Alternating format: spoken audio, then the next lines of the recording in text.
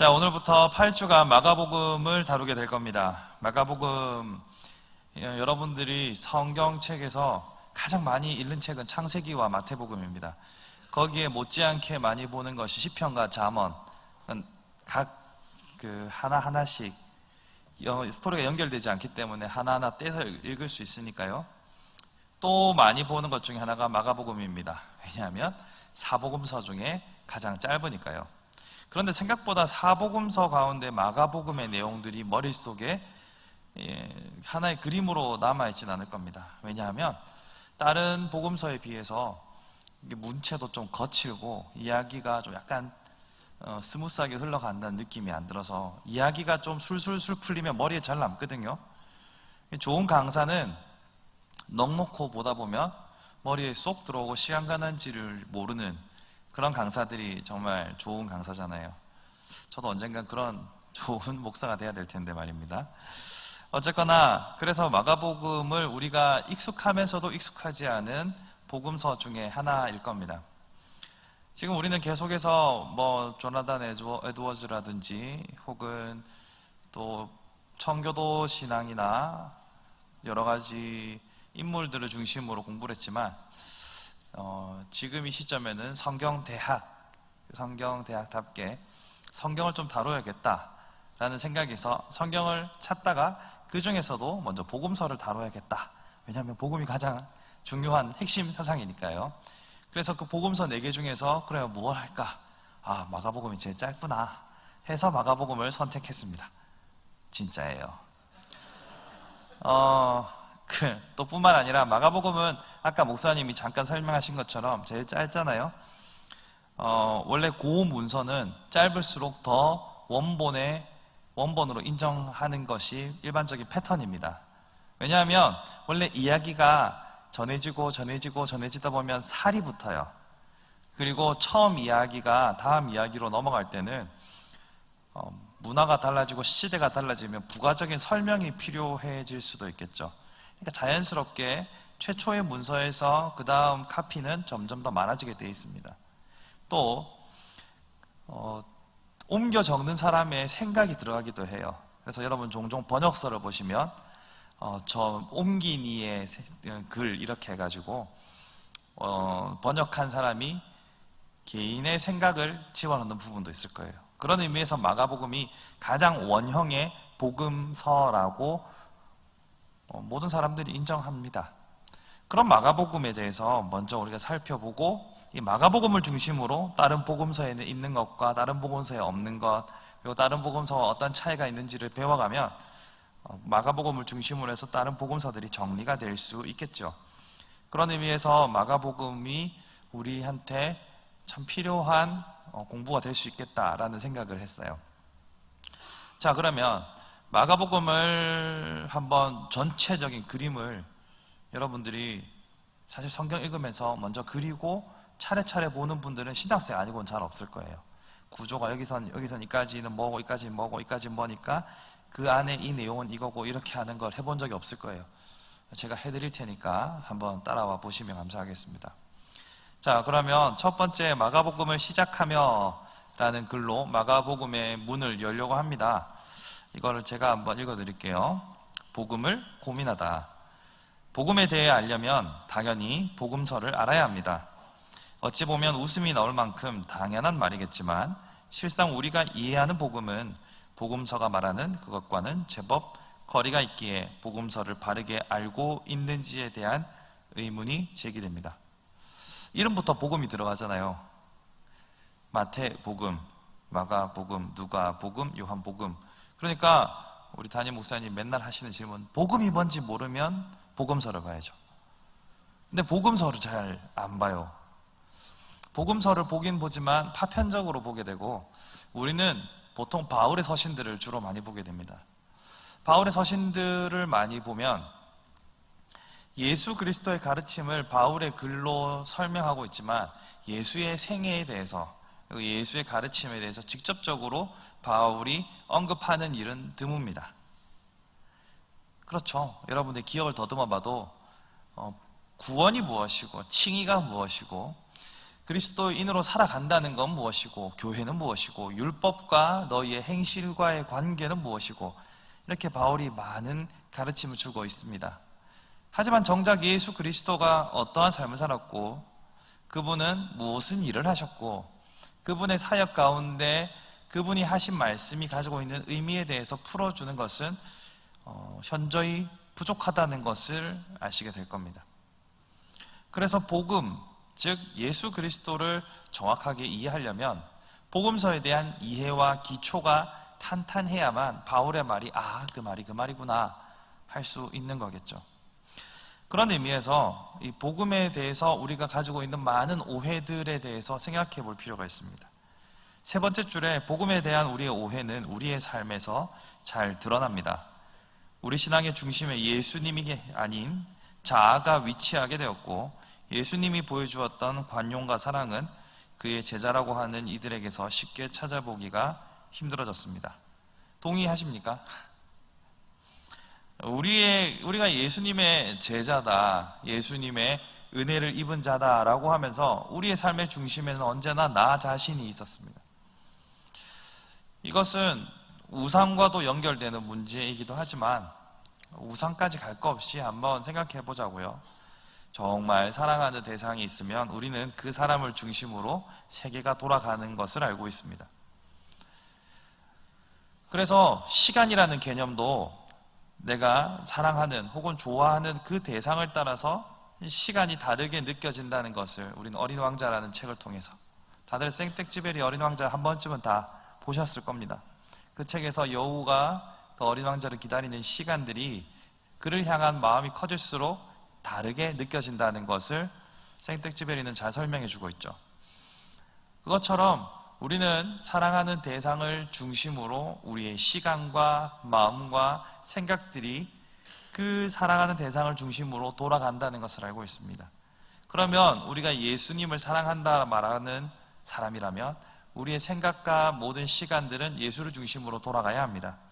하지만 예수를 중심으로 돌아간다 말은 하고 있지만 정작 그 더 깊은 심연에는 예수님을 디딤돌로 삼아서 나를 유익하게 하고자 하는 욕망이 이 한국 땅에 많이 숨어 있다는 거죠. 그래서 기복적인 신앙의 형태가 많이 발견되는 것은 참으로 애석하고 안타까운 일입니다. 하지만 이제 이게 발견이 되고 우리가 자각하기 시작했다면 바꾸면 되는 거죠. 우리는 과연 하나님 그분 자체를, 삼위 하나님 그분 자체가 목적이었는지, 아니면 내가 목적이고 삼위 하나님은 수단이었는지 고민하기 시작하면 우리의 삶은 언제든지 달라질 수 있습니다. 고민의 시작은 성령님께서 주시는 것이니 성령께서 듣게 하셨으면 이제부터 고민하면 되는 문제죠. 그런데 또 다른 말로 하면 그만큼 복음에 대해서 무지하다라는 것에 대한 반증이죠. 사람들이 진짜 무엇을 중심으로 살아가야 하는지, 즉 복음이 무엇인지 모른다라는 거죠. 그러니까 우리가 잘 알아야겠죠. 특별히 예수님께서 가르쳐 주신 것은 관용과 사랑입니다. 계속해서 예수님께서는 하나님을 사랑하고 또한 내 이웃을 사랑하라고 하시면서 약한 자, 어려운 자, 그리고 죄인과 괴수들을 향하여서 사랑을 베풀었습니다. 대표적인 죄인 세리와 창녀들의 친구가 되어주셨고, 귀신 들린 괴인을 그의 친구로 삼아주셨습니다. 그를 사망에서 생명으로 옮기던 그것만큼 더 큰 사랑이 어디 있습니까? 예수님은 그렇게 사셨어요. 근데 정작 우리는 그렇게 살지 못합니다. 사랑은 희생이 필요하고, 사랑은 헌신이 필요하고, 우리의 마음 맞는 사람에게 우리의 것을 나누는 것이 더욱더 훨씬 쉽기 때문에 우리는 예수님의 사랑을 우리의 삶에서 구체적으로 실천하는 것이 거의 불가능에 가깝습니다. 하지만 그렇게 해야 돼요. 참 어려운 일이죠. 그런 의미에서 보면 우리의 삶은 예수님이 우리의 중심에 있는지 아니면 내가 중심에 있는지 또 고민하게 됩니다. 자꾸 고민만 던져주죠. 근데 죽을 때까지 고민하는 사람이 바로 성도입니다. 바울도 나는 이때까지 내가 가진 모든 것을 다 배설물로 여긴다고 말해놓고도 죽을 때까지 나는 아직도 고민한다라고 하지 않습니까? 우리 바울의 그런 자세와 태도를 배워야겠죠. 우리가 다 되었다라고 생각하는 순간은 있을 수 없습니다. 이 땅에 살아있는 동안은요. 어찌 완성형이란 것이 있을 수 있겠습니까? 그런 의미에서 복음이 무엇을 말하고 있는지, 즉 예수님이 무엇을 말하고 있는지 늘 고민하고 자신을 살펴보는 것이 정말 중요합니다. 자, 예수님의 사랑과 가르침이 우리의 삶에서 상관없이 드러나지 않고 있다는 것은 모두 예수님의 가르침과 상관없는 내가복음의 결과물입니다. 이것은 한국에만 있는 표현이죠. 누가복음에 이 라임을 맞춰가지고 내가복음 이런 거 많이 하잖아요. 내가복음이 생각보다 많아요. 제가 특별히 여러분들을 폄하하는 것이 아니라 우리 함께하는 교회에 처음 왔을 때 문화적인 충격을 엄청나게 많이 받았습니다. 왜냐하면 아직 신앙생활을 시작하신 지 얼마 안 되신 분들 같은 경우는 그 안에 여러 종교가 섞여 있는 모습을 심심치 않게 볼 수 있었어요. 그래서 이분은 아직 세례를 받아도 될까? 이런 여러 가지 혼란스러운 가운데 그래도 그가 입술로 예수를 나의 주로 고백하고 시인하는데 어찌 세례를 베풀지 않으리요? 이렇게 하면서 세례를 줬던 기억이 있습니다. 우리는 내가복음이라는 것이 말씀이 명확하게 우리 안에 들어오지 않으면 내가 임의로 말씀을 얼마든지 곡해할 수 있어요. 간단한 예를 들어볼까요? 나는 분명히 A라고 얘기했는데 듣는 사람은 B라고 말하는 경우가 있습니다. 그런 경험 있으시죠? 속이 어떠십니까? 속이 끓죠. 답답해 죽을 것 같죠. 그런데 사람은 자기가 듣고 싶은 대로 보고 싶은 대로 듣고 보기 마련입니다. 그러니 복음에 대한 내용도 자신이 듣고 싶은 대로 자신이 원하는 대로 얼마든지 편집이 가능해요. 그렇기 때문에 내가복음이라는 것은 언제나 우리 주변에 있을 수밖에 없는 위험천만한 일입니다. 그래서 우리는 계속해서 말씀을 배우고 내가 아는 것과 성경이 말하는 바가 일치한지 검토를 해야 돼요. 나의 삶이 성경과 일치한지도 검토해야 돼요. 그러한 의미에서 우리는 복음서에 나타난 예수님의 사역과 가르침을 다시 살펴보는 것이 매우 유익할 것입니다. 자, 여기까지 마가복음을 왜 하는지를 정말 쓸데없이 길게 설명했습니다. 자, 지금부터 마가 요한에 대해서 한번 배워볼게요.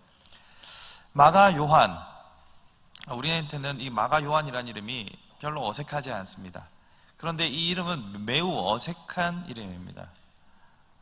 마치 70년대 김 브라이언 같은 느낌입니다. 요즘은 뭐 그런 이름이 많으니까요. 근데 70년대 김 브라이언입니다 이렇게 하면 이거 뭐야? 이렇게 할 거 아니에요. 흔히 쓰지 않는 표현이죠. 브라이언 킴이라고 하면 또 어떻게 이해하겠어요? 김 브라이언입니다. 이게 뭘까요? 자, 마가는 라틴식 이름이고요. 그리고 요한은 히브리식 이름입니다. 요한은 여러분 요한복음 뭐 또 요한은 익숙하잖아요. 요한은 히브리식 표현이지만 마가는 영어로는 마크 이러잖아요. 마가는 라틴식 이름이에요. 두 개를 같이 쓰니까 우리나라 70년대 브라이언 킴이 어색했던 것처럼 이렇게 흔히 쓰지 않는 이름이죠. 즉 사울이 유럽에서는 바울로 불렸던 것처럼 여러분 회심해서 사울에서 바울로 바뀐 거 아니에요.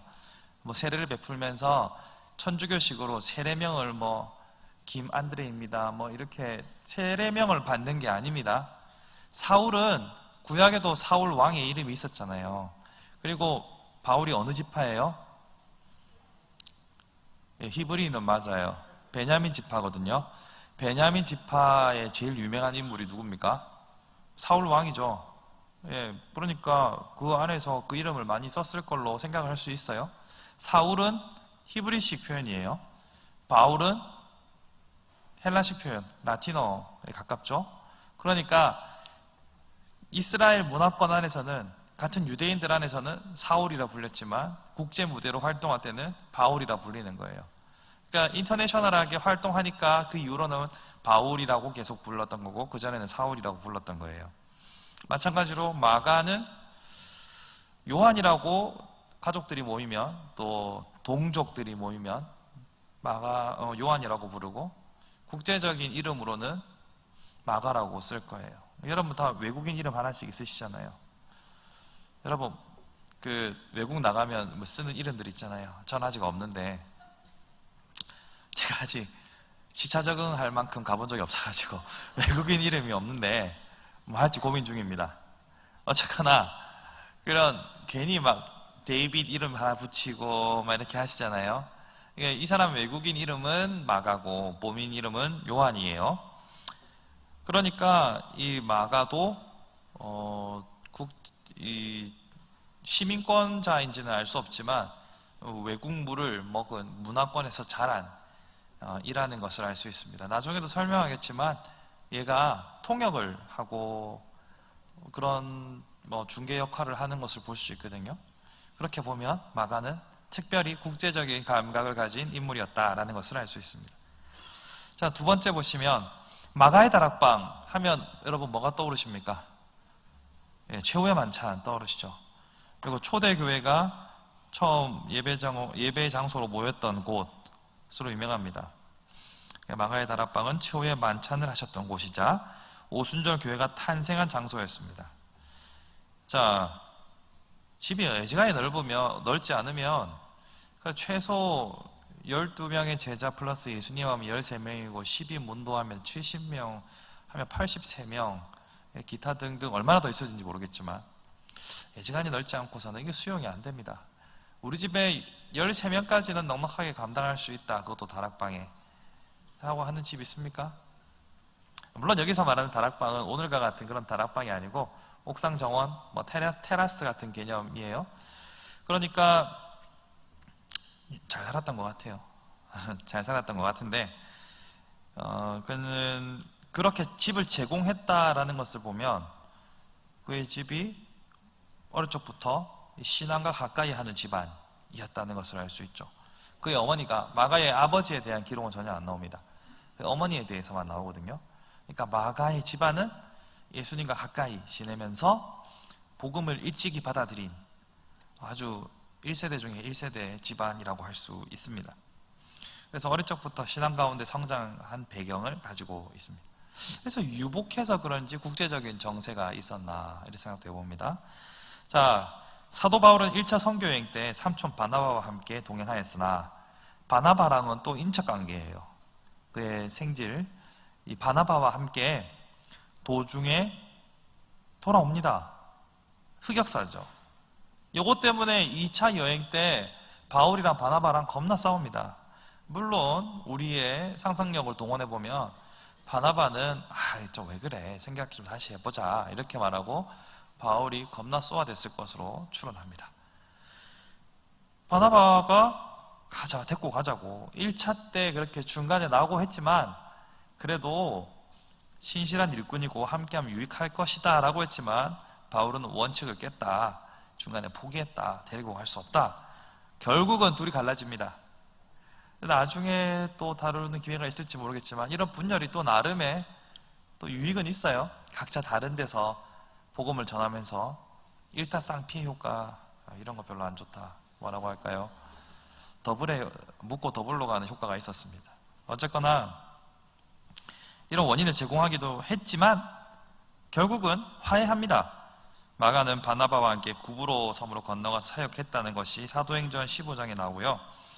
파피아스, 히에라폴리스의 파피아스라는 교부가 있습니다. 이 사람의 기록을 보면 이 사람은 나중에 또 나오겠지만 사도 요한의 제자입니다. 사도 요한의 제자의 기록. 자, 그러면 먼저 예수님의 사역이 끝나고 난 다음에 최고의 권위자는 사도죠. 사도의 밑에 그러니까 예수님의 제자의 제자를 속사도라고 합니다. 그러니까 속편할 때 그 속자. 다음번 사도. 이 사람들이 또 그 시대의 권위자가 되겠죠. 그 뒤에 활동했던 사람들은 교부라고 합니다. 이 사람은 속사도인데요. 이 사람의 기록, 그러니까 아무래도 좀 더 신빙성이 있고 성경까지는 아니지만 성경에 가까운 권위를 인정받겠죠. 이 사람의 기록에 따르면 바울은 사도 로마의 바울의 죽은 후에 베드로의 통역을 맡은 것으로 기록했다고 나와 있어요. 성경에는 이렇게 안 나와 있고 성경에서는 베드로전서 5장 13절에 같이 이제 같이 다니는데 마가를 내 아들이라고 설명합니다. 아들이다라고 말하는 것은 흔치 않아요. 성경에서 바울이 디모데를 향해서 뭐 아들이라고 유사하게 표현하긴 하지만 보통은 형제, 내 형제요, 뭐 내 일꾼이요 이렇게 하지만 아들이라고 하는 표현은 잘 안 쓰거든요. 정말 아주 친밀하고 정말 중요한 파트너로 설명할 때 그렇게 말합니다. 즉, 이 기록과 또 파피아스의 기록을 따라서 바울이 죽은 이후에는 또 통역을 했다라는 기록도 전해집니다. 네 번째로 보시면 10여 년 후에는 로마 옥중에 있는 바울을 돕는 협력자가 됩니다. 자, 빌레몬서와 또 디모데 후서에 보면 그런 기록들이 남아있는데요. 바울은 마가를 인정하면서 골로새 교회 성도들에게 마가를 기꺼이 맞아줄 것을 부탁합니다. 그러니까 마가를 내가 보낼 건데 이는 신실한 하나님의 일꾼이요 종이니까 너희들의 지도자로 세워달라라고 권면까지 하죠. 그리고 또 그가 자신에게 참된 위로자가 되었다라고 쓰기도 합니다. 자, 골로새서 4장 10절에 보면 이 마가에 대하여 너희가 명을 받았음에 그가 이르거든 영접하라 이렇게 말합니다. 그를 이제 관계가 회복된 것을 알 수 있죠. 흑역사가 있었지만 바울과는 좋은 관계를 다시 회복한 것으로 이해할 수 있습니다. 자, 다섯 번째 보시면 주후 130년경에 사도 요한의 제자 히에라폴리스의 파피아스는 마가복음의 저자를 마가가 썼다라고 정언하는데 이 내용은 유세비우스의 교회사 325년에 쓴 유세비우스의 교회사에도 기록되어 있다고 합니다. 그러니까 이 두 사람의 증언을 따라서 이 저자는 마가인 것으로 사람들이 보는 거죠. 이게 왜 중요하냐면요, 우리가 정해진 성경의 내용을 정경이라고 합니다. 그리고 이 정경 말고도요, 후보에 올랐던 여러 문서들이 있어요. 그 중에 베드로가 쓴 복음서가 있는데 거기랑 이거랑 마가복음은 661개의 문장으로 되어 있는데 660개 정도의 문장을 그대로 베드로 복음서에 다 쓰고 있어요. 그래서 이것이 저자가 베드로인지 아니면 마가인지 논란이 많았는데 이 파피아스와 유세비우스의 교회사의 내용을 근거로 해서 마가의 저작으로 인정을 하고 있다. 그러니까 마가의 저작을 고민할 필요는 사실 우리가 고민할 필요가 있겠습니까마는 신학자들은 고민하는데 고민할 필요는 없다라고 보시면 되겠습니다. 그러면 지금까지 내용을 쭉 살펴보면 마가는요, 예수님의 제자가 사도 직계 제자가 아님에도 불구하고 첫 번째로 복음서를 쓰는 흥미로운 내용이 나옵니다. 그죠? 마가는 기록을 추론해 보건대 많은 사람들은 예수님의 12제자가 있죠. 12제자가 있고 그 다음에 또 뭐가 있습니까? 70문도가 있죠. 70명의 무리 가운데 한 명일 것이다 라는 사람들의 의견이 있고 저도 거기를 지지하는 바입니다. 그러니까 예수님을 직접적으로 보진 않았지만 간접적으로 경험했던 사람이죠.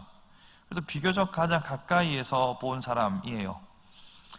그런 사람이 썼다라는 점은 좀 흥미롭지 않습니까? 저만 흥미로울 수도 있습니다. 보통 우리가 이 복음서 하면 마태나 요한이 먼저 써야 좀 이게 뭔가 권위가 있고 그럴듯해 보일 텐데 흥미롭게도 성경에서 보면 예수님의 직계 제자가 아닌 마가가 먼저 썼다는 점, 이 점도 참 흥미로운데 이거는 나중에 다시 다루도록 하겠습니다. 자, 그러면 마가복음의 개요, 다음 뒷장을 보시면 지금 크게 로마 숫자로 1, 2, 3 세 파트로 나눠져 있는 것을 보실 수 있습니다. 첫 번째 파트는 하나님 나라에 대한 선포예요. 제일 중요한 주제는 사복음서의 가장 중요한 주제는 하나님 나라입니다. 하나님 나라를 한마디로 설명하는 것은 매우 어려운 일입니다. 하지만 하나님 나라, 여러분 느낌적인 느낌으로 뭔가 오시는 게 있으세요?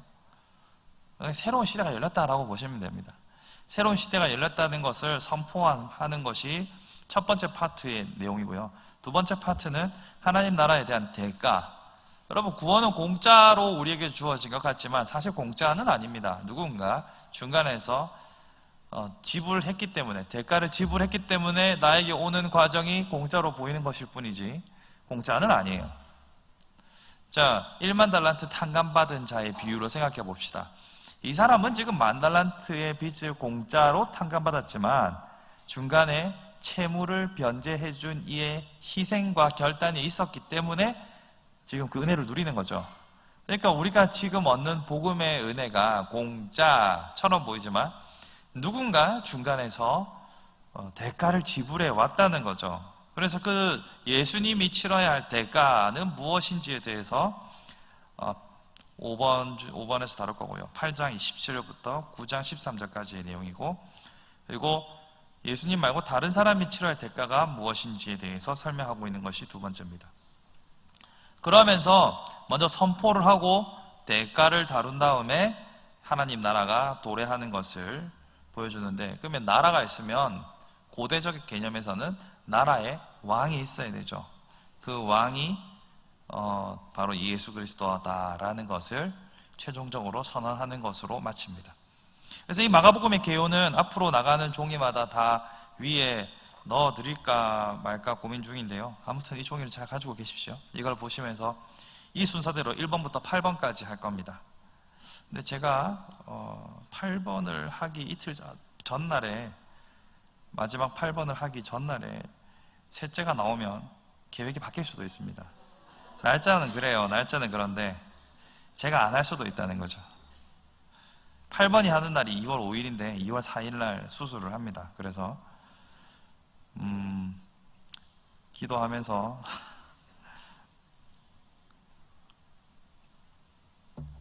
자, 그러면 1장부터 들어가 보겠습니다.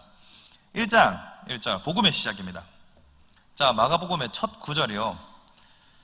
하나님 아들 예수 그리스도 복음의 시작이라. 와, 엄청 의자가 빠졌네요. 언제쯤 제 원고에 오타가 없을까요? 하나님의 아들 예수 그리스도의 복음의 시작이라. 엄청나게 임팩트 있는 한마디로 시작을 합니다. 자, 제가 마가복음이 제일 먼저 쓰여진 복음서라고 했죠. 그렇다고 해서 신약 성경 중에 제일 먼저 쓰여진 건 아닙니다. 기록된 시기가 AD 60년에서 70년 사이거든요. 뒤에 나옵니다만. 그러면 그 전에 바울이 서신서 열심히 한참 쓰고 있을 때입니다. 몇 편 썼어요 벌써. 그렇게 따지고 보면 생각보다 복음서의 시작이 늦죠. 왜 그런지도 한번 보겠습니다. 자, 1절에서는 예수 그리스도가 누구인지, 자, 하나님의 아들 들어가 있죠. 누구인지가 나왔어요. 하나님의 아들이시다라는 신분에 대해서 그리스도가 누구인지 말하고 있고, 무슨 일을 하시는 분인지, 복음을 전하시고 복음을 완성하시는 분이죠. 명백하게 선포하고 있습니다. 자, 타 복음서와는 달리 거두절미하고 예수의 존재를 한마디로 딱 설명하는 거죠. 하나님의 아들 예수 그리스도의 복음의 시작이다. 자, 우리 그럼 다른 복음서들을 시작을 한번 볼까요? 자, 마태복음 1장에는 뭐라고 나와 있습니까? 아브라함과 다윗의 자손 예수 그리스도의 계보라. 자, 요한복음은 어떻게 나와 있는지 한번 볼까요? 태초에 말씀이 계셨으니 이 말씀이 하나님과 함께 곧 하나님이시니라. 자, 누가복음은 어떻게 나와 있습니까?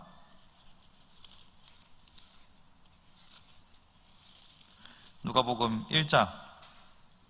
이제 우리 중에 이루어진 사실에 대하여 처음부터 목격자의 말씀에 있고된 자들이 전해준 그대로 내고 전수. 서론이죠. 이거는 누가가 이 책을 누구에게 쓰면서 앞에 서론을 붙였죠. 자, 그럼 어느 게 제일 짧습니까? 제가 무슨 답을 원하는지 아시잖아요. 예, 마가복음이 제일 많은 양을 담고 있습니다. 어떤 책은, 자, 먼저 마태복음을 보시면 아브라함과 다윗의 자손 예수 그리스도의 계보라에서는 신성이 빠져 있죠. 맞죠? 네, 요한복음은 신성이 들어가 있습니다. 그런데 신성과 인성을 동시에 설명하면서 복음을 다 다루고 있는 것, 그래서 압축적으로 가장 담고 있는 것은 마가복음이라고 할 수 있죠. 자, 마가복음은 이렇게 한마디로 임팩트 있게 설명하고 있습니다. 자, 이러한 선언, 선포에 가까운 말로 시작하는 데는 다 이유가 있습니다. 자, 마가복음이 기록된 시점을 한번 생각해 봅시다. 통상 AD 60년에서 70년 사이로 추정을 해요. 왜 그렇게 추정하냐면 그렇대요. 근데 70년을 넘어가지는 않습니다. AD 70년 이후에 예루살렘이 무너지는 것에 대해서 그것을 보고 난 이후에 쓴 기록이 아니라 앞으로 무너질 것에 대한 기록으로 쓰고 있기 때문에 AD 70년은 전이에요. 근데 60년에서 70년 사이로 보통은 학자들이 말하고 있어요. 근데 이 시기는요, 예수님의 죽음 이후에 활발하게 활동했던 바울의 서신을 통해서 많은 이들이 복음에 대하여 배우고 들었던 시기입니다. 바울이 가르친 거예요. 그러니까 갈라디아 지방이나 또 유럽으로 건너가서나 이 복음의 내용은 사실 구약의 내용을 믿고 알고 있었던 유대인들을 중심으로 회당에서 가르친 것도 있지만, 그래서 회당에서 가르치면서 과거의 율법에 매이지 말고 예수 그리스도로 인하여 나타난 새로운 하나님 나라, 새로운 시대를 맞이하라라는 바울의 가르침도 있었어요. 그런데 믿지 않는 자들을, 즉 구약에 대한 기초가 없는 자들에게도 바울이 전했단 말이에요. 그러면 바울이 전했던 것은 예수 그리스도께서 죽으시고 나서 다시 부활하신 예수로부터 다시 오실 예수까지의 내용을 중점적으로 가르쳐요. 맞죠? 자, 우리 한국교회 역사를 한번 거슬러 가볼까요? 한국교회가 처음에 복음이 전해질 때는 예수천당 불신지옥 해가지고 지금 당장 나의 죽음 이후에, 그리고 현세에서 복과 죽음 이후의 시기에 모든 것이 몰빵되어 있어서, 집중되어 있어서 예수님의 부활과 예수님의 재림이 가장 중요한 이슈였어요. 왜냐하면 이 땅의 삶이 너무 고달프니까 저절로 마라나타가 되는 거예요. 이 땅에서의 삶이 너무 괴로우니까 이 땅에서 내가 어떤 존재로 살아갈 것인가가 중요한 게 아니라 일단 뒤집어 엎어져야 돼요. 이스라엘은 지금 로마의 통치 아래에 있고, 또 많은 사람들은 예수를 믿는다는 이유로 핍박을 받는 삶을 살아갑니다. 그리고 처음 예수가 전해졌을 때에도 바울이 전했던 복음을 받아들였던 대부분의 사람들은 현실에 만족하는 사람들일까요? 아니면 현실에 대해서 애통해하고 슬퍼하는 사람들이 많았을까요? 당연히 현실을 부정해야만 하는 사람들이 많았겠죠. 그들에게는 재림의 예수가 더욱더 중요한 겁니다. 바울이 가르친 바도 그랬고 그들의 요구도 그랬기 때문에 초대교회 당시, 우리가 초대교회라고 말하는 것은 100년 이전에 예수님이 죽으신, 승천하신 이후로부터 처음 사도들이 다 죽을 때까지를 초대교회라고 친다면, 그때의 사람들은 마라나타가 삶에서 저절로 나오는 시대였어요. 근데 여러분 중에서 지금 제가 감히 여쭙 건데 당장 예수님이 내일 오셨으면 좋겠습니다라고 말하시는 분이 있어야 합니다만, 예수님 일단은 제가 죽고 오시죠, 이렇게 많이 생각하실 거 아닙니까? 예수님 저의 생애는 일단 넘어가시죠, 그 다음 세대쯤 오시면 안 될까요? 이렇게 생각하시는 분도 있지 않습니까? 물론 지금 당장 예수님의 재림을 고대하는 분도 있을 겁니다. 근데 이걸 준비하면서 저도 저 자신을 생각해봐도 예수님께서 당장 내일에 오신다 라고 하면 두 손 들고 환영할까요? 아니면 왜 벌써 오시지 이럴까, 이렇게 생각을 해봤어요. 대답은 안 하겠습니다만, 어쨌거나 그런 의미에서 지금 AD 60년쯤 되면 예수님이 30년 승천하셨다 치고 60년까지 약 30년의 세월 동안 마라나타 하고 있었는데 예수님이 안 오신단 말이에요. 내일 오시려나? 내년에 오시려나? 점점 하다 보면, 그러면 점점 더 예수는 과연 누구인가, 그리고 예수의 가르침을 따라 우리는 어떻게 살아야 하는가로 자연스럽게 시선의 이동이 생깁니다. 그러니까 사람들이 초대교회에 모여가지고 맨날 음식을 나누고 가진 것을 나누고 당장 마라나타 당장이라도 이제 오시려나 내일 오시려나 하다가 이게 좀 길어지면 그러면 예수의 오시는 날은 우리가 알 수 없으니 지금의 우리의 삶은 어떻게 살아야 할 것인가로 자연스럽게 관심이 넘어가겠죠. 그러면 예수께서는 뭐라고 가르치셨고 예수의 삶은 어떠하였는가가 더 중요한 이슈가 되는 겁니다.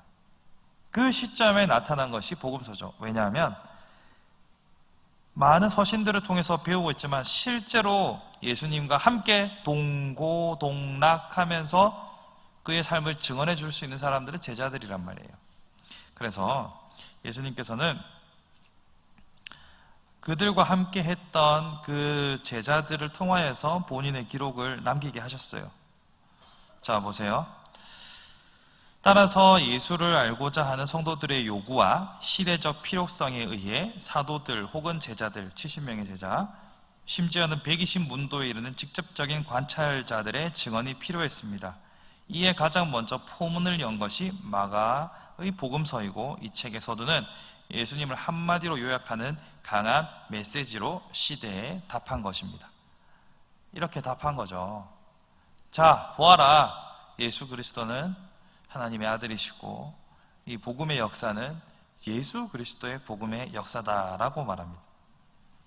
자, 그런데 이 복음이라는 것 자체가 예수님을 빼고서는 설명이 안 되는 겁니다, 원래가. 그렇죠? 복음은 복음인데 예수님이 없으면 그게 무슨 진짜 참된 의미에서의 복음입니까? 그럼에도 불구하고 예수의 복음, NIV에서는 about Jesus로 돼 있고 KJV에는 of Jesus, 그 말이 그 말이긴 한데 그냥 가스펠이라는 이름으로 설명하는 것이 아니라 예수의 복음이다.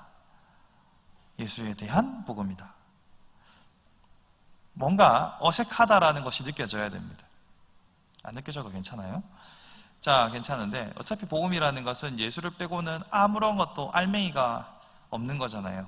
그런데도 이렇게 마가가 굳이 표현하고 있다라는 것은 그만큼 예수 그리스도를 강조하고자 하는 거예요. 원래 어떤 하나의 명사에 다른 수식어가 붙으면 그만큼 좀 의미가 흐려지는 거거든요. 진짜 사랑 이렇게 하면은 사랑은 그 자체로 완벽한 건데 진짜가 붙으면 가짜 사랑이 있다는 거거든요. 그렇죠? 진실된 사랑, 거짓 사랑이 있다는 거죠. 그래서 복음은 그 자체로 복음입니다. 그런데 예수 그리스도의 복음이다라는 것은 그만큼 강조하고 있다라는 표현이에요. 표현 방식입니다. 자, 그렇게 1장 1절을 임팩트 있게 한 방 빵 때린 다음에 바로 2절부터는 예수님에 대한 이야기지만 격가지를 붙입니다. 누구를 붙입니까? 세례 요한의 출현을 요구하죠. 자, 예고하는데 이 세례 요한의 이야기는 재밌게도 구약을 인용해서 설명합니다. 자, 마가복음 1장 2절을 보시면 여러분 성경책에 자세히 밑에 보시면 관주가 달려 있어요. 그러니까 이 성경의 내용이 다른 성경 어디에 있는지를 설명해 주는 게 그 밑에 관주거든요. 그래서 어르신들은 돋보기를 끼셔야 보이는 건데 사사기 40장 3절, 말라기 3장 1절 이렇게 돼 있어요. 맞죠? 이거는 요 두 글에서 다 이 내용을 담고 있는 거예요. 그래서 이렇게 자, 성경의 기본적인 지식이지만 혹시 모르는 분이 있을까봐 빨간색은 예수님 말이고요. 이건 너무했나? 안으로 들여 쓴 거 있어요. 안으로 들여 쓴 거는 다른 성경에서 인용했거나 아니면 기도문이거나 찬양이 기도니까 성경에서는 찬양이거나 기도 혹은 인용문들은 안으로 이렇게 들여 써 있어요. 지금 보면 여기 딱 들어가 있죠. 안으로 들어가 있다는 건 들어가 있고 밑에 이렇게 관주가 있으면 딴 데서 가져온 거예요. 구약을 인용했다는 얘기인데 여기 인용한 거를 보면 사사기와 말라기 두 개 돼 있죠. 이사야와 말라기. 그런데 선지자 이사야의 글에만 돼 있죠. 말라기는요. 여기 제가 설명을 써놨습니다. 이사야와 말라기 혼합 인용인데 마가는 동시에 인용하지만 더 유명한 이사야만 2절에서 언급한다라고 말하고 있는데요. 왜냐하면 세례 요한이 마치 이사야로 비교될 수 있기 때문입니다. 혹은 말라기처럼도 비교할 수 있겠지만 이 네임밸류가 이 말라기랑 이사야는 조금 클래스가 다르다라고 이해하시면 됩니다. 단순히 이사야가 쓴 것만 해도 많잖아요, 그죠?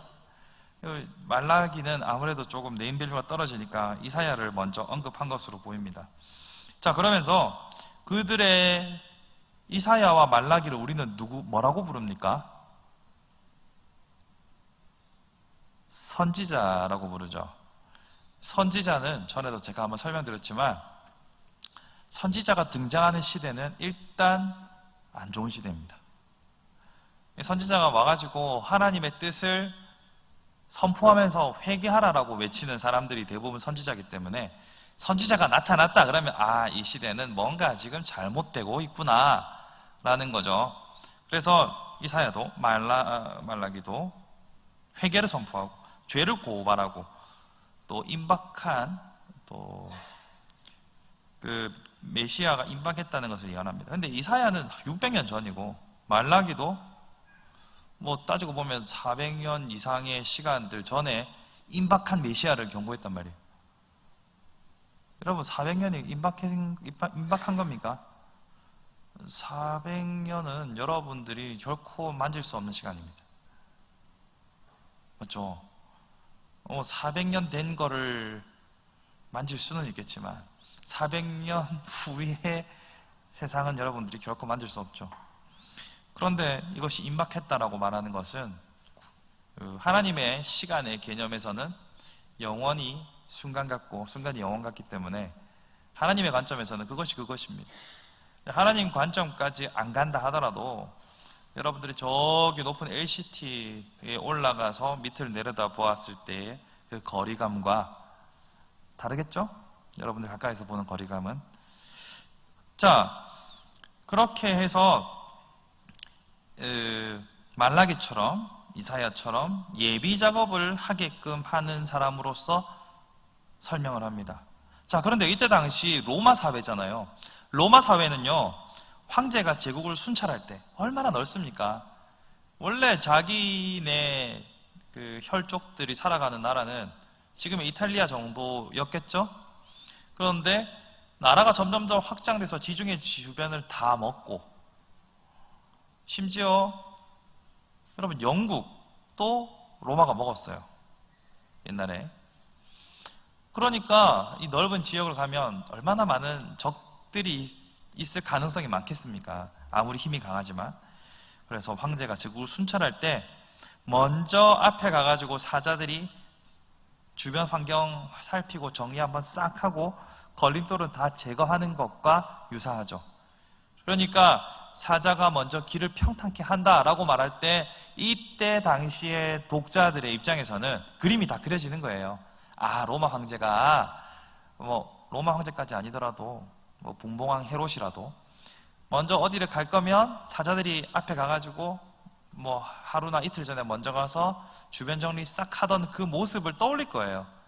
그러니까 지금 구약의 예언을 따라서 세례 요한을 설명하고 소개한다는 것은 이 사람들에게는 곧 왕이 오시는구나 라는 왕이 임박했다는 것을 잘 드러내고 있는 거죠.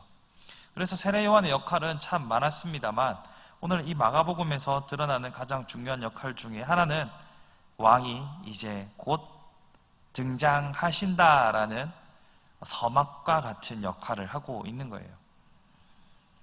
물론 이 세례 요한에 대해서 할 말은 많습니다. 그가 낙타 옷을 입고 허리에 가죽띠를 띠고 메뚜기와 석청을 먹었다 이렇게 하니까 정말 자연주의 건강식이다 이렇게 하시는데 그런 거 아니에요. 세상과 구분하여 단절된 삶을 살았고 그 심플한 삶을 통해서 오직 예수만을 증거했다라는 점, 그런 점에서는 그때 당시 세상과 속세와 구분하여서 살아갔던 에세네파의 전통을 따른 모습을 볼 수도 있어요. 에세네파는 여러분 옛날에 보시면 영화 로빈 후드나 이런 데 보시면 탁발 수도사 해가지고 이유는 모르겠어요. 여기만 남겨놓고 이렇게 싹 다 밀거나 아니면 여기만 싹 다밀고 여기만 남기거나 뭐 이런 이상한, 중도 아니고 신부님도 아니고 신부죠. 그런 수도사들 있잖아요. 세상과 격리해서 혼자 거룩을 지키려고 했던 사람들. 그런 사람들은 어느 시대나 존재해 왔거든요. 이때 당시에는 에세네파라고, 바리새인과 상당히 대조적이죠. 에세네파 사람들의 전통을 따랐던 것으로 보입니다. 하지만 세례 요한은 다른 성경을 보시면 또 하나님께서 마치 삼손처럼, 사무엘처럼 출생을 고지해 주시고 애 없던 집에 애를 주시면서 짜잔 하고 태어난 나시린과 같은 삶을 살았습니다. 나시린이죠. 그런 이 세례 요한을 통해서 전하고자 하는 메시지들은 참 많을 수도 있습니다. 제가 봤던 이동원 목사님의 책을 보니까 이렇게 심플하게 복음과 예수 그리스도께 집중한 삶을 살아야 된다라고 하는 설교도 봤어요. 한편으로는 또 맞는 것 같기도 해요. 그죠? 최대한 예수님께 집중하려면 우리의 삶이 좀 심플해질 필요도 있죠. 너무 우리가 정신없이 복잡하면 신앙생활이고 뭐고 좀 머리가 안 돌아가긴 하잖아요. 이게 진리다라고 하긴 어렵지만 또 한편으로는 참고할 만도 하겠다. 너무 복잡하면 오히려 신앙생활에 걸림돌이 될 수도 있겠구나. 뭐 그런 생각도 들었어요. 그런데 우리가 지금 다루고자 하는 것은 세례 요한의 역할, 그리고 그걸 통해서 무엇을 강조하고 싶은 것인가를 살펴본 거예요. 저자는 이 세례 요한을 통해서 길을 예비하고 이제 왕이 오신다라는 것을 강조하고 싶었던 거죠. 자, 그런 의미에서 마가복음은 철저하게 하나님 나라를 설명하고 있고 그 하나님 나라의 왕이신 예수 그리스도를 부각시키고 있습니다. 그리고 위에 보시면 마지막에 왕이신 예수 말하고 있잖아요.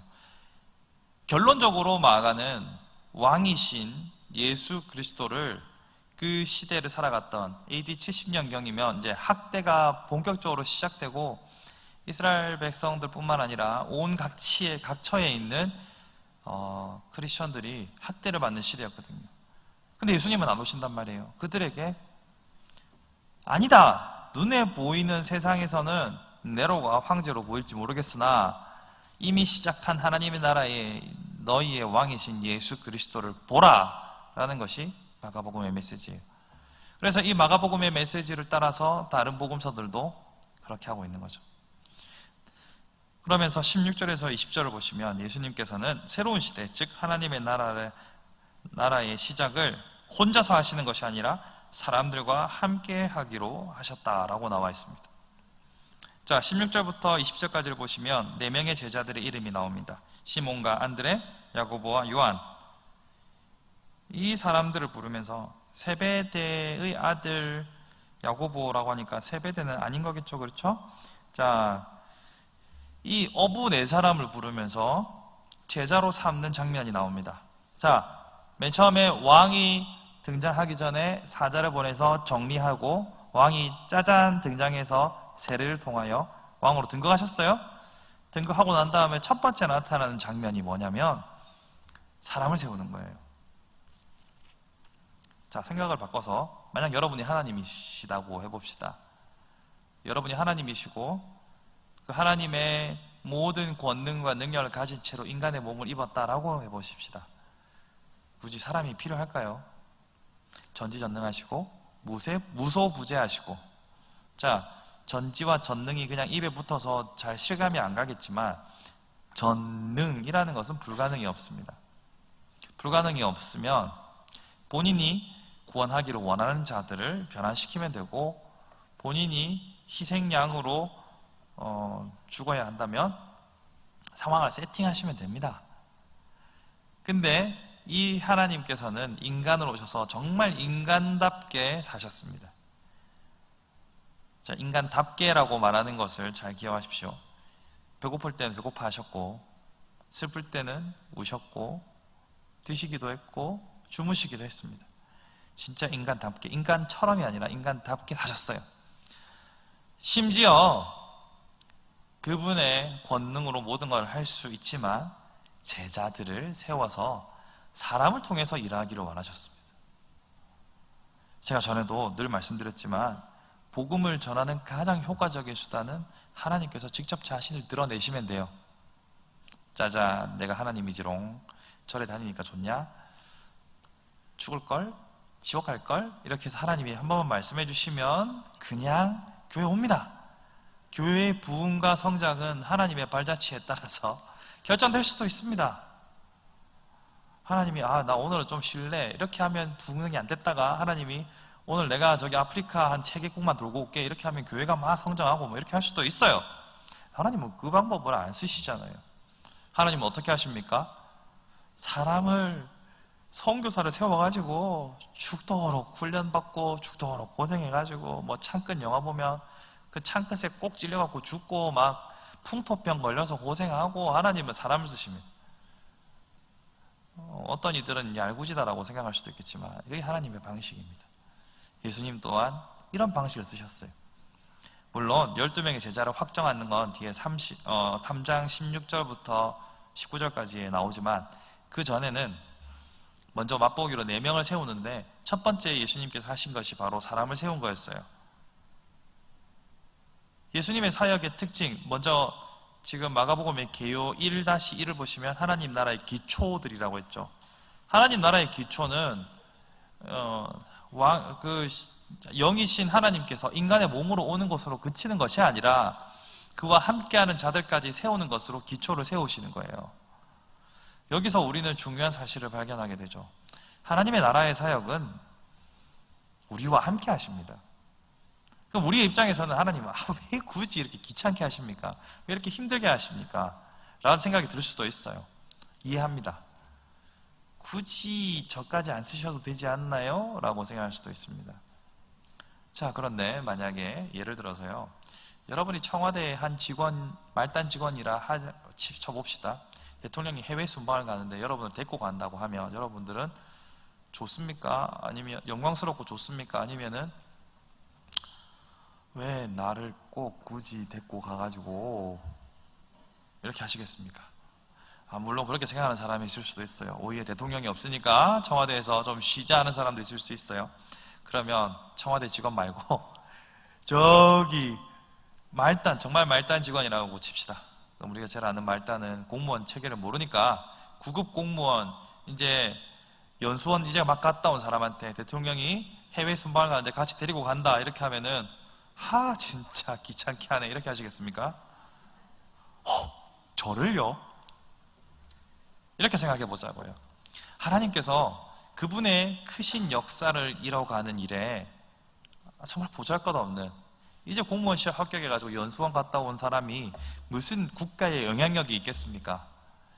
그런 낮은 자를 픽업해서 쓴다, 이거 자체가 영광인 거예요.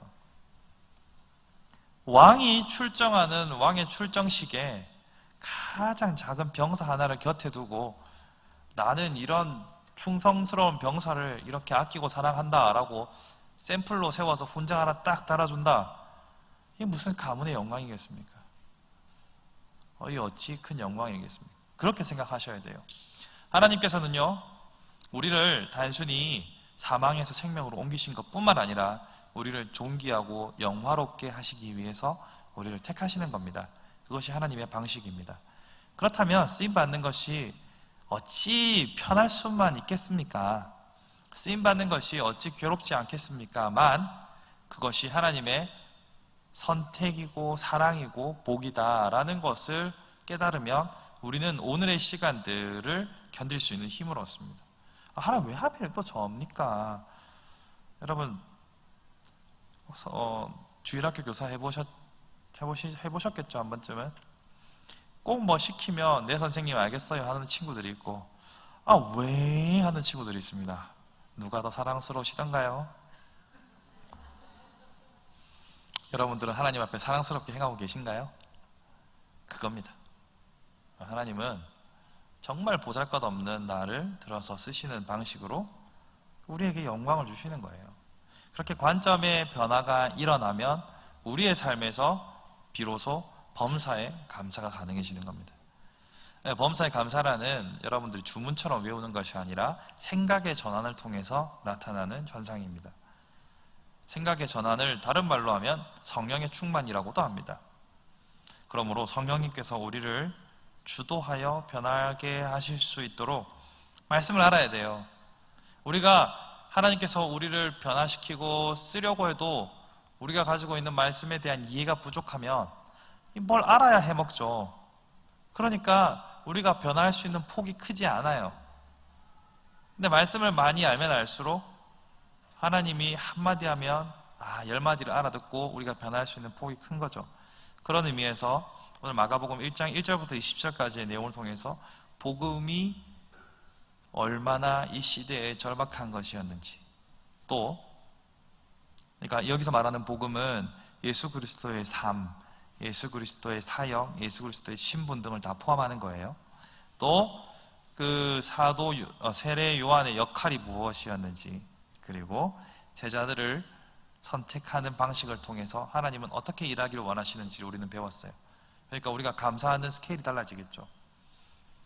마지막으로 복음에 대해서 한 번만 생각해 봅시다. 여러분, 복음이 뭔가요? 라고 질문을 받는다면 쉽게 대답하기 어려울 겁니다. 왜일까요? 복음은 쉽게 답할 수 있는 성격의 것이 아니기 때문입니다. 복음은요, 예수 그리스도께서 우리를 사망에서 생명으로 옮기신 위대한 역사일 뿐만 아니라 우리의 삶으로 빛과 소금으로 살아내야 하고 예수를 드러내야 하는 삶 전체를 담고 있는 생각보다 포괄적인 그릇입니다. 그렇기 때문에 쉽게 설명하기가 힘든 겁니다. 예수께서는 당신을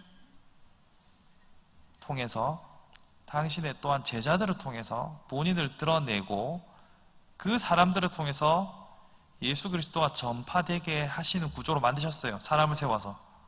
그렇기 때문에 복음이라는 것은 예수 그리스도께서 우리를 통해 우리를 위하여서 죽으시고 다시 부활하시고 우리를 사망에서 생명으로 옮기신 것뿐만 아니라 그 안에 우리의 삶 가운데 행하는 모든 태도와 자세까지가 다 포함된 겁니다. 그렇기 때문에 복음이 우리의 손에 쉽게 잡히지 않는 거예요. 복음은 예수 믿고 예수 천당 불신 지옥 요걸로 끝나는 게 아니에요. 복음은 이 예수 천당 불신 지옥을 믿고 받아들이기로 작정한 자가 이 땅 가운데서 예수의 사람으로 살아내는 것까지 다 포함하는 겁니다. 그러니까 선언과 문화, 삶이 다 포괄되는 개념이에요. 그런 의미에서 여러분들은 늘 복음을 중심으로 살아가야 한다는 것은 예수 그리스도를 중심으로 어떻게 제자로 살 것인가를 다 포괄하는 의미라는 것을 기억하십시오. 여러분, 사실 예수 천당 불신 지옥을 따라가면 예수님을 영접하는 순간 죽는 게 제일 편합니다. 저희 어머니가 요양병원에서 원목 실장으로 계시니까 많은 분들을 보내드리잖아요. 어머니의 사역을 따라서 예수님 믿고 천국 가는 사람들이 제일 편해 보입니다. 일평생 내 하고 싶은 대로 살다가 예수님을 나의 구주로 고백합니다. 깨 하면 천국 가는 거. 사실 여러분들 꿈꾸는 사람 아닌가요?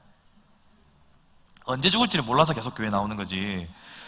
이게 지금 그걸 꿈꾸는 사람이 있다니까요. 하나님 이 땅에서 내 마음대로 살다 천국만 가면 안 될까요? 그게 복음이 아닌 이유는 그 안에 예수를 통하여서 사망에서 생명으로 옮기는 역사가 있지만 예수께서 가르치시는 복음은 이 땅에서 내가 얼마나 예수로 사느냐인 거예요. 그래서 마가복음을 통해서 우리는 과연 예수의 가르침과 일치하는 삶을 살아가고 있는지 아니면 예수의 삶에서 떠나갔는지를 계속 검토하고 생각하고 고민할 겁니다. 그렇게 8주간의 여정 함께 저와 가주시면 전하는 전화 듣는 여러분 모두에게 큰 유익이 있을 것으로 기대해 봅니다. 혹시 질문 있으신가요? 네. 마가 요한. 네. 동명이인들이 있어요. 네. 여러분 다 옛날에 다 이름 검색해 보면 동명이인들 있고 그렇죠. 그래서 어디 가서 이름 되면은 뒷번호, 전화번호 뒷번호 물어봐가지고 확인하고 하는 경우가 있죠. 다른 요한입니다. 예, 세례 요한도 있고요. 이 복음서를 쓴 요한도 있고, 예수님의 형제 요한도 있고, 또 마가 요한도 있습니다. 존이 너무 많아요. 예, 요한이란 이름이 좀 우리나라의 흔한 이름처럼 좀 많아요. 그래서 좀 이게 헷갈리죠. 그래서 앞에다가 뭐 하나씩 붙여주는데, 마가는 요한이라고 잘 안 부릅니다. 사도행전 12장 12절에 보면 마가라 하는 요한의 어머니라고 해서 마가 요한이라고 하는 거지, 우리는 그냥 마가라고 보통 부르잖아요. 제가 가지고 온 성경책 밑에 해설에도 보면요, 저자는 마가 이렇게 되어 있어요.